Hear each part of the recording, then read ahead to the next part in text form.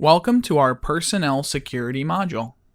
It is important to manage your personnel security because your personnel are most likely to affect your company's computer security.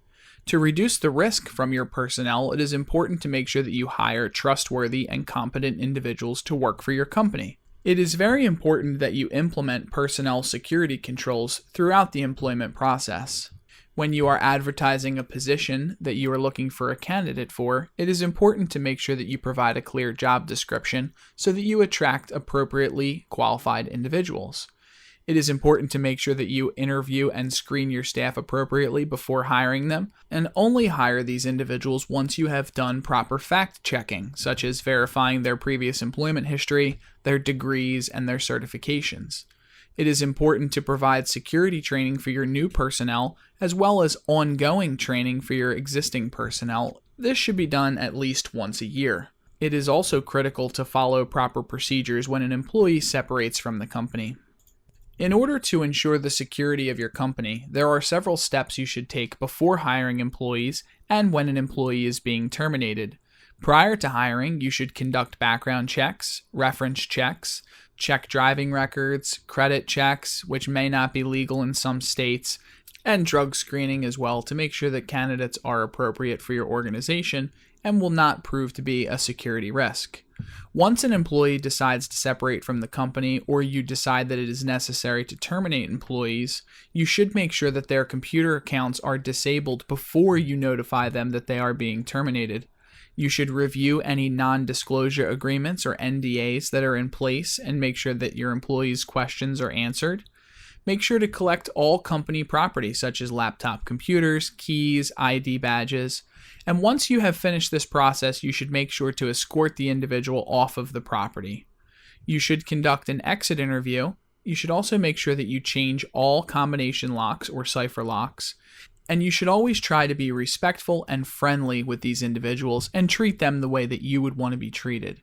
No one wants to be terminated from their position, and if you make this an unfriendly process, you are more likely to invite retaliation from the employee. It is very important to make sure that we are screening our candidates appropriately before hiring them. This should be done by your human resources personnel, and it starts with advertising a clear job description so that you have appropriate individuals applying. You should interview candidates in person so that you can get an idea of who they are, and you should also require proper identification and proof of citizenship as required by federal law. You should also check your employees' references and conduct background checks. Background checks include criminal history checks. You may want to check on their driving record if they're going to be using your vehicles or if they're going to be using their personal vehicles while on company business. You should perform a drug abuse check and also make sure to wait for the results before hiring them. And you should verify their degrees, their licenses, and certifications as well. You should verify their social security number. If the position requires a security clearance, then you should verify that their security clearance is valid. And you should check with legal counsel before conducting any social media screening, such as their Facebook or Twitter, because this may now be illegal in certain states. When you do hire a new employee, you should provide them with initial security awareness training. You should make sure to present them with your company's acceptable use policy and make sure they sign a copy of this policy. If you are permitted to use contracts, this is an even better option than an AUP or acceptable use policy. You want to make sure that your employee signs any agreements, such as non-disclosure agreements or NDAs and any intellectual property agreements.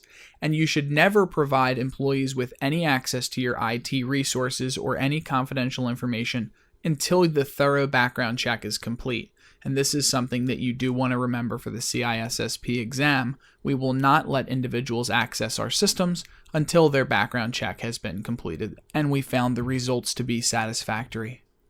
It is very important to make sure that your acceptable use policy or AUP is very clear. The policy should be applied to all employees regardless of their level or position in the company, and it provides for a mutual understanding between the employer and the employee as to the conduct that will be tolerated on the information systems. You should provide clear penalties for non-compliance, and you should be sure to use easy-to-understand terms. The individual should not need to have a law degree to understand your acceptable use policy. Employees should also be aware that if they accidentally violate the policy, They should report it immediately, rather than waiting for the employer to find the violation.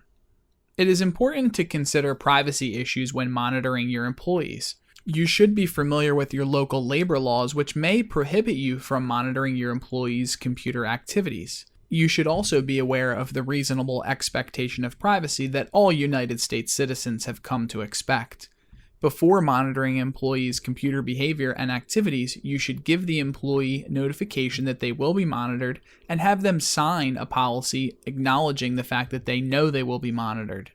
You should notify the employees that they will be monitored, or you should not monitor them. You can provide a banner as a reminder to your employees that they are being monitored, and you should provide ongoing security awareness training. It is important to make sure that any monitoring is lawful to avoid any problems with law enforcement.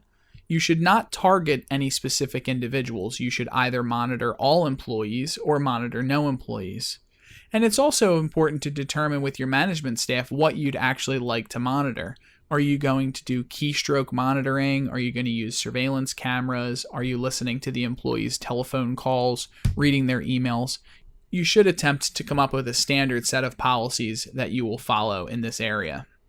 You can use the European Union's 7 Principles of Workplace Privacy as a guide when attempting to come up with your privacy monitoring policies.